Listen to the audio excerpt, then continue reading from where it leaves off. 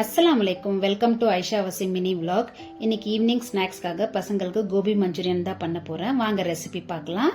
நான் ஒரு கோபியை எடுத்து ஸ்மால் பீஸா கட் பண்ணி ஒரு பவுல்ல தண்ணி சேர்த்து ஒரு டீஸ்பூன் சால்ட் சேர்த்து அது கூடவே 10 மினிட்ஸ் கிளீன் பண்ண வச்சிடுங்க.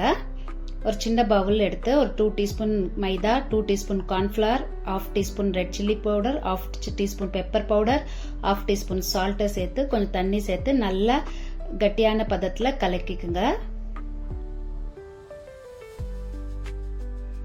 சூடான ஆயில்ல நம்ம கலக்கி வச்சிருக்க கோபி மசாலாவை சேர்த்து நல்லா ஃப்ரை பண்ணிக்குங்க.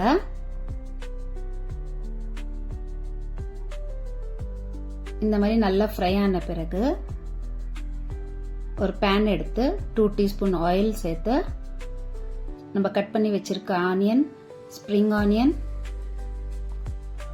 சாப்டு கார்லிக்கை சேர்த்து நல்லா வதக்கி விட்டுக்கங்க.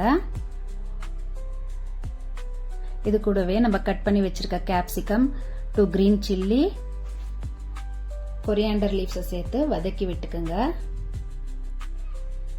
இது கூடவே 2 teaspoon tomato ketchup, 1 teaspoon chilli sauce, 1 teaspoon red chilli sauce, 1 teaspoon soya sauce சேர்த்து 1/2 teaspoon pepper powder, 1/2 teaspoon salt, கொஞ்சம் தண்ணி சேர்த்து நல்லா கொதிக்க வச்சுக்கோங்க.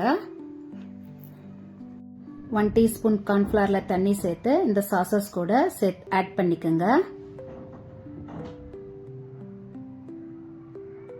இந்த மாதிரி பதத்துல வந்த பிறகு நம்ம ஃப்ரை பண்ணி வச்சிருக்க கோபி எடுத்து நல்லா கலரி விட்டுக்கோங்க. உங்களுக்கு இந்த மாதிரி சூப்பரான டேஸ்டியான கோபி மஞ்சூரி ரெடி ஆயிடும்.